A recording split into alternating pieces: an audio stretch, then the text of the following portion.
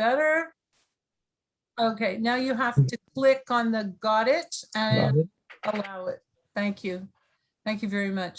You're welcome.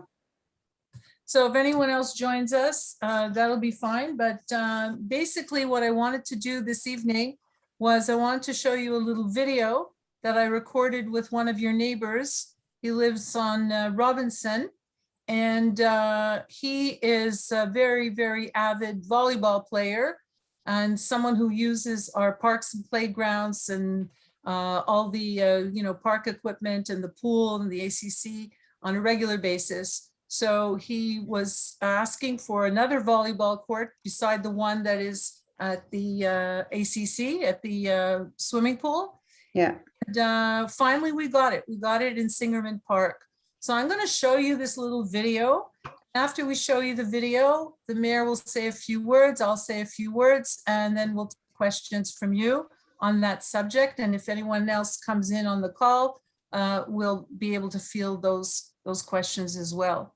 I'm just going to share my screen and I'm going to go to this video and I hope you enjoy it. Thank you. Hi, Steve. Hi there. So we're standing on the volleyball court. Finally, we got it done, even though it was through COVID. And I really think that this is a great addition to Singerman Park. We have the wiffle ball, the basketball, and hopefully soon the pickleball. And you can get here safely with the bicycle path. That is the only protected bicycle path along Bailey. In Côte Saint-Louis, we have that option of coming here by bicycle. Well, I want to thank you very, very much. We've been after this for years, and you finally came through for us, making a beautiful volleyball court. People have been coming from everywhere to play and having a wonderful time, and hopefully for years to come. Thank you very much. Hi, Steve. Hi. So that was our, hang on, that was the little video. And basically what I wanted to show with that video was that Singerman Park and all the parks and playgrounds in our District 3 are under constant renewal, and we're trying to keep them updated all the time. And I wanted to give some statistics about that. So McDowell Park is under renovation presently. There's 2 paths that need to be finished. One has already been done. We have budgeted about $40,000. Then we're doing the 3 lights. The bathrooms are going to be renovated. And the surface of the sand play area, the sandbox area, I'm going to have a discussion with the neighbors to see exactly what kind of surface they want, because a lot of the parents are reluctant to leave their children to play in the sand. So the Parks and Public Spaces Committee has given itself a mandate to, in the next mandate, to look at water, shade, and surface area in parks and playgrounds in order to better mitigate the effects of climate change and heat waves and everything like that. So we're talking about water, shade, and improving the surface of the different parks and playgrounds. And then Singerman Park, well, I just said it, we have the volleyball, the basketball, the wiffle ball, and eventually we will, very good chance we'll have the pickleball. Yes. You like pickleball? Good. No, I know somebody who loves it.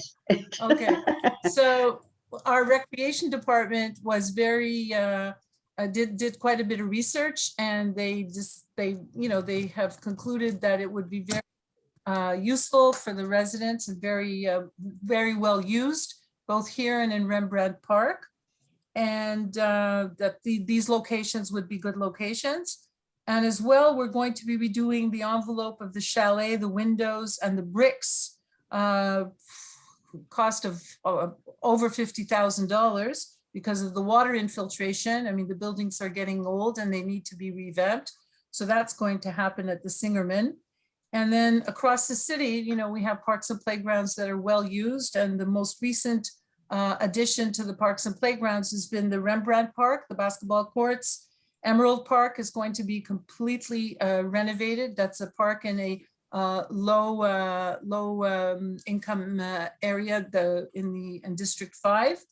And then we have Kerwin Park, which is undergoing a major renovation. We're going to be proceeding with that shortly in the coming, the mayor can give us the exact schedule, but it's going to be coming up in the next few months, probably in the spring.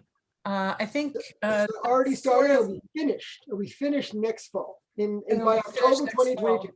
Okay, so I see there's someone on the call. That's that's a relative of mine in California, so that's fine. Don't worry about it. I can identify them clearly. And we're a small intimate group, but nonetheless, so I've given you that summary, and I think the mayor has a few words to say, and if we have any questions, I'll be more than happy to take your questions. But I do think that some other people are going to pop in because they did tell me they would show up at the 7:45 and 8. And so I'm going to stick around till at least 8 o'clock. So Mayor Brown. Sure, great. Yeah, it's good to be here. It's nice sometimes a small group. And one of the things that we've learned during COVID is that we can connect with people in a different way, even if they're in California, which is really something special. And it's good to be taking advantage of it. You know, I've known Councillor Burku since 1990 when we both first ran for council. And I know that she, like myself, has always taken this role as one of community service. We have a real love. There's a real love and appreciation for Côte Saint-Luc. I know she started off with a group of people that were very passionate about saving Meadowbrook. And that fight still continues, but we are so close to the end now. We're at the final court case hearing at the highest court on whether that green space can stay a golf course, which looks like the lower court said it's totally fine. So it looks like that's the way it's going to go. And we're going to hear about that very soon. Somebody hopefully will pick that up. And I also been working with her recently on a lot of issues of traffic. We started what's called the Namur de la Savane traffic group, which was a group of 4 mayors, but really Councillor Burku who spearheaded it. It's 4 mayors from TMR, Philippe Roy, Alan de Souza from Saint Laurent, myself from Côte Saint-Luc, and Sue Montgomery from NDG, which were the 4 areas, boroughs and cities affected by this congestion of traffic and pushing for the Cavendish extension. So we made presentations together, and separately Côte Saint-Luc did for Royal Mount, the Hippodrome, and also we met with Councillor Burku at the ARTM, and we've made a lot of progress. And next week is all about that, but it's really, and you should come to Councillor Burku's meeting next week because you can have Rick Lechner here. And is Alan de Souza coming too? Mayor Alan de Salma's coming. Souza's coming too, and I'll be here. And we'll really give people an update on how far we've gone in that long struggle towards where we have come to the end of this journey to getting Cavendish extension. It's really close.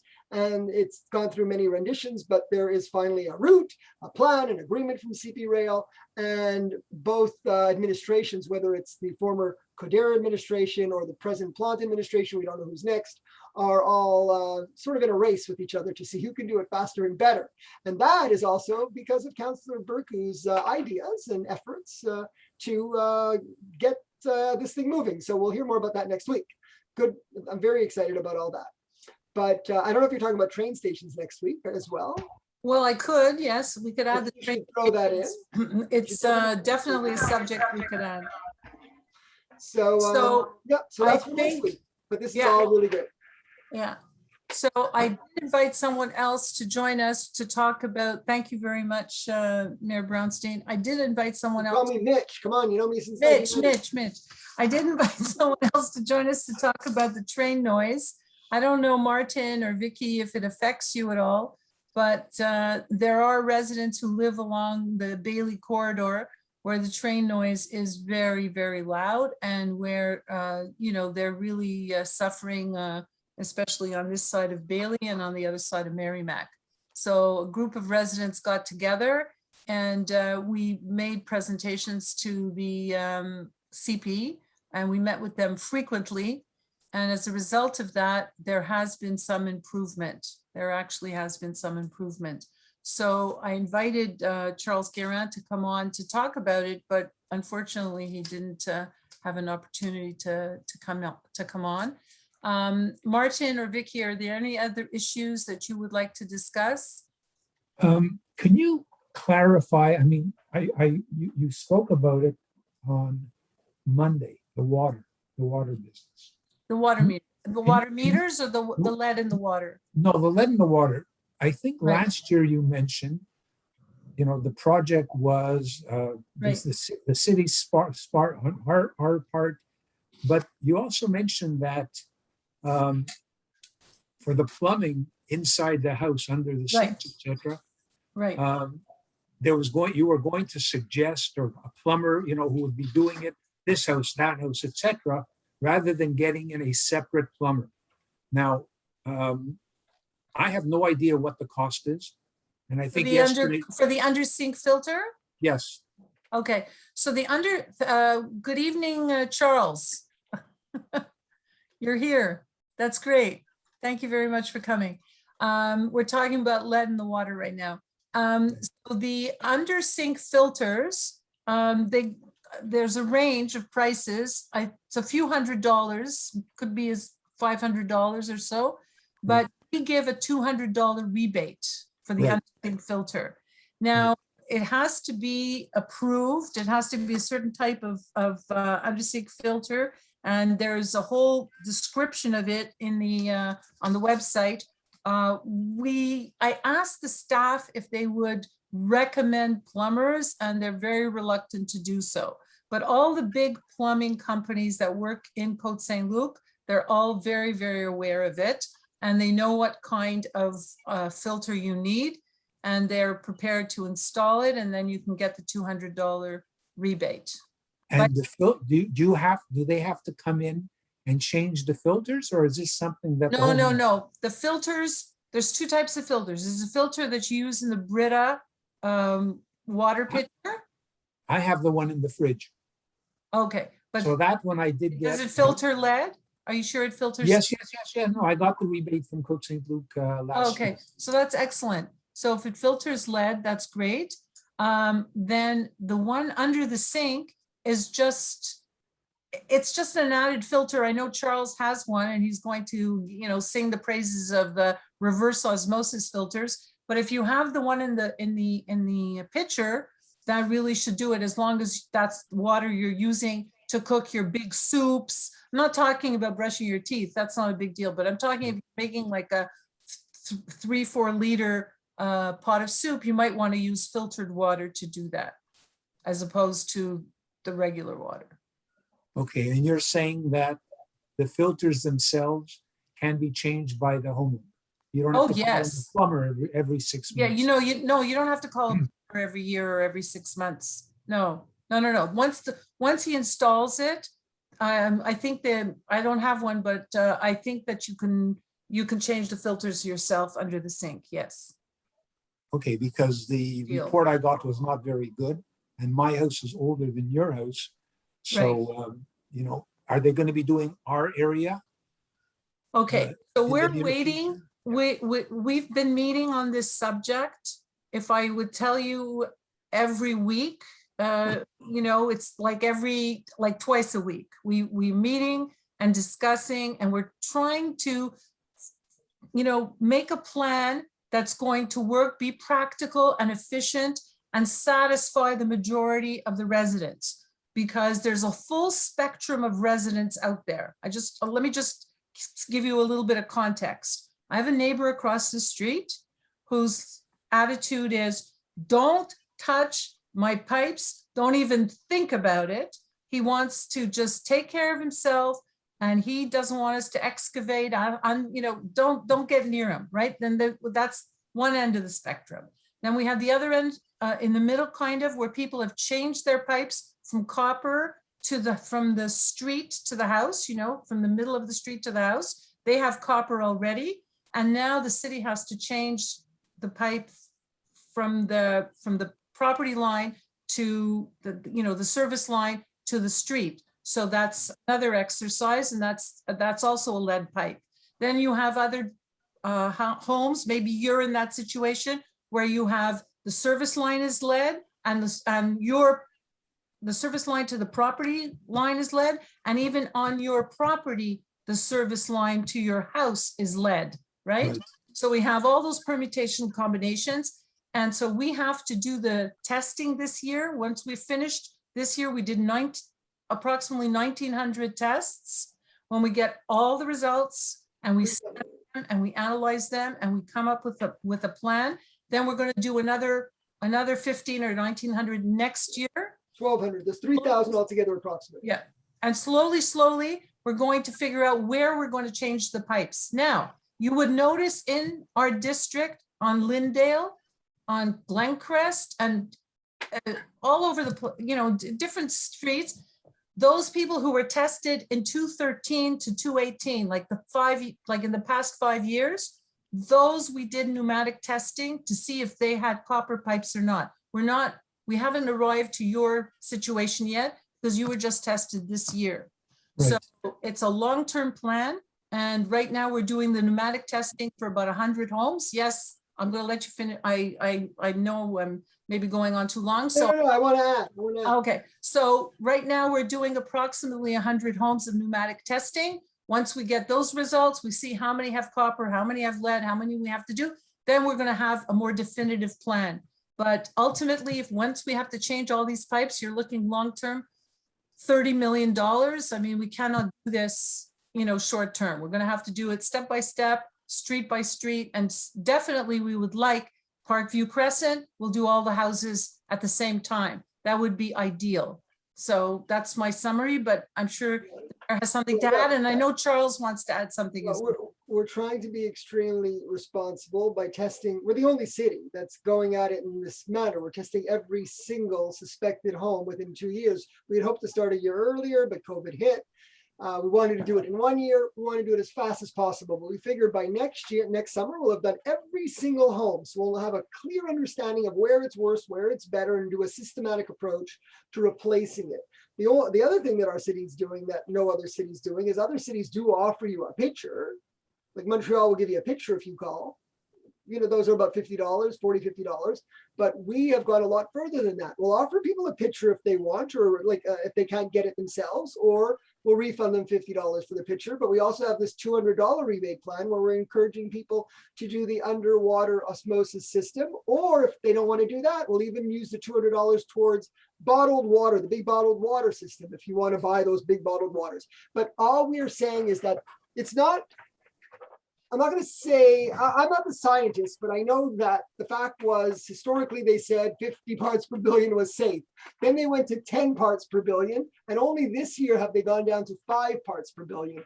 I'm no scientist to tell you what is or is not safe, but you should realize that whatever your report is, it's not good according to today's standard, but scientifically the effects of long drinking of lead, you'd have to read the studies, but they say it has more of an effect on younger people and it's long term. So this is not just a Coatzacoalcos problem. It's like a I don't know about worldwide, but certainly North America wide problem. And we're attacking it very aggressively, but in terms of knowledge, but we can't do it. Nobody can do it in a day. It has to be done over many, many years, but in a systematic way and allowing residents a way to not drink lead, encouraging them. There's no reason why anybody should consume any lead. You can, like Dita said, you can take showers, but you shouldn't be drinking lead. There's so many ways not to. Right. Charles, do you want to add anything to that?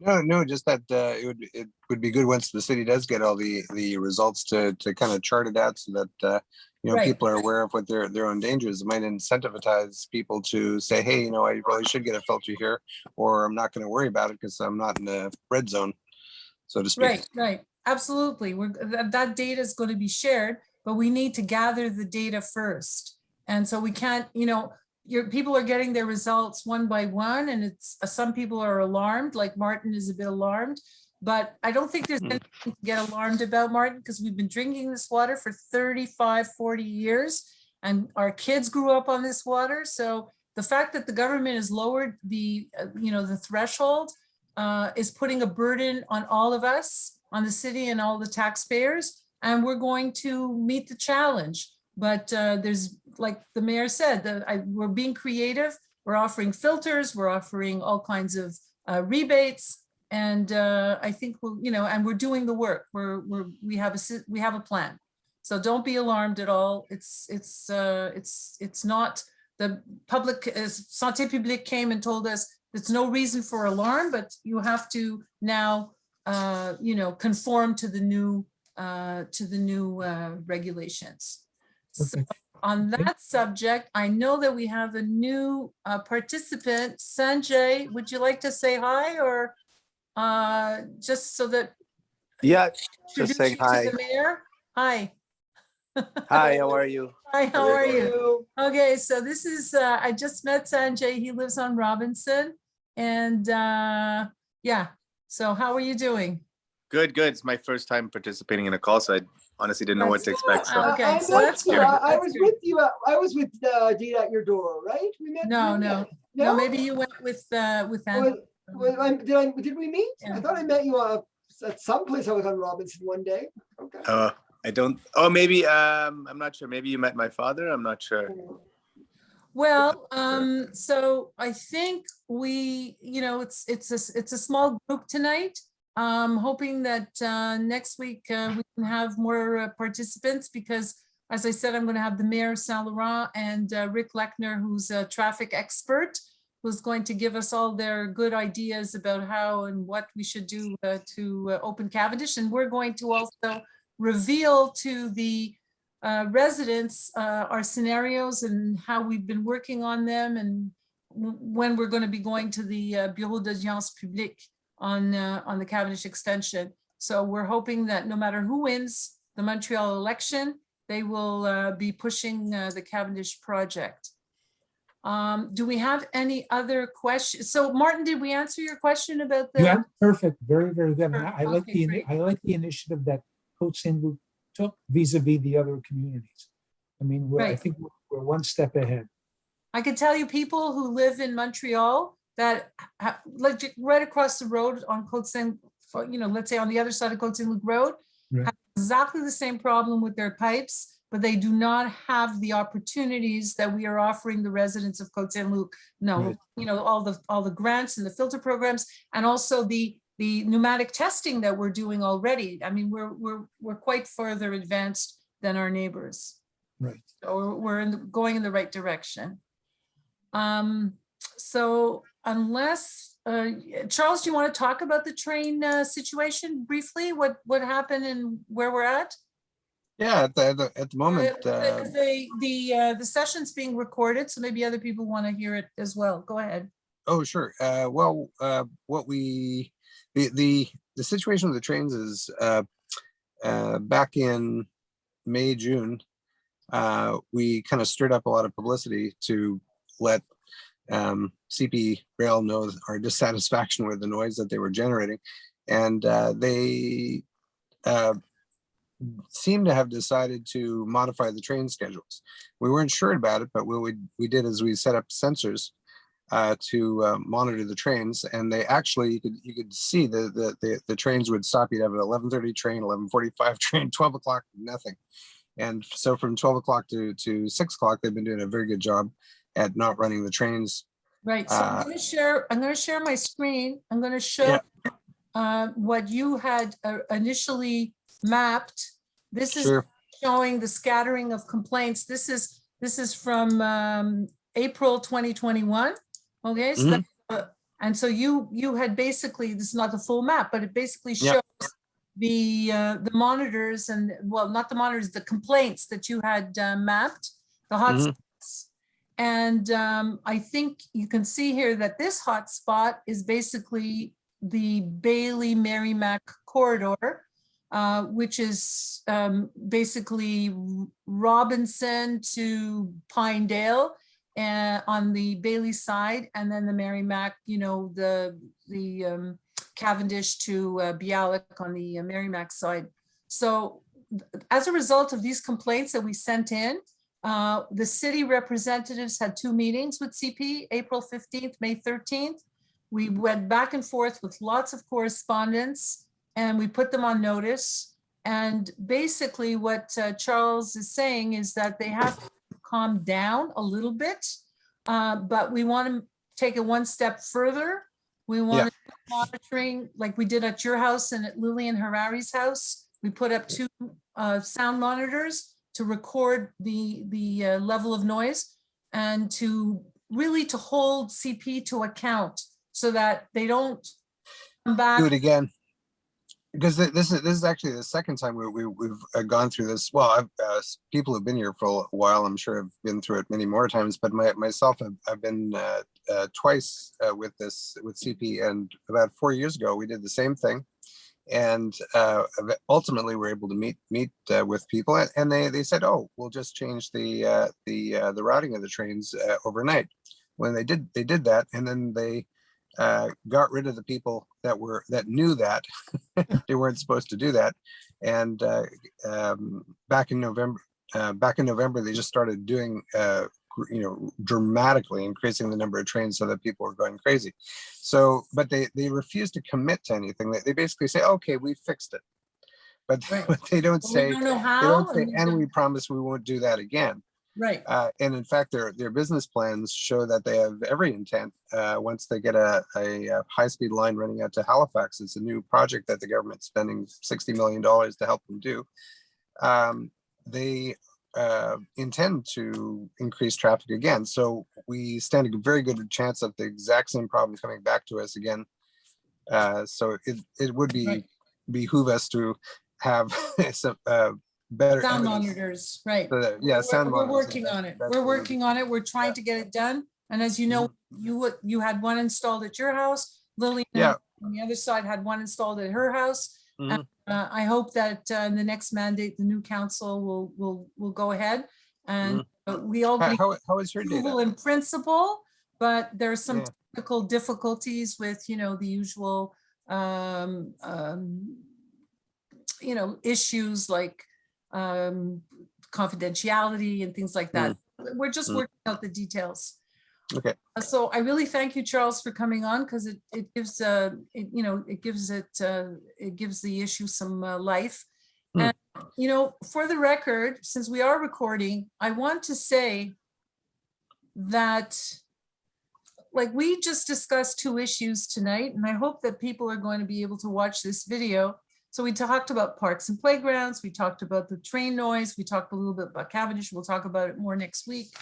But there are so many issues like the extension or the expansion of the hydroelectric network that is running through Côte Saint-Luc, that Charles, as a citizen, and the mayor and myself, we sat on a committee for months with hydro, and that project is coming back. It's not going anywhere. They're waiting, they're planning, they're going to, redo the hydro power station on Sabin. They're going to triple the heights of the towers. That's what they say. We want them to bury the wires. They don't want to. So just hydro is a whole other subject unto itself. The way we responded to COVID, hi, Councillor Lee, thank you for coming on.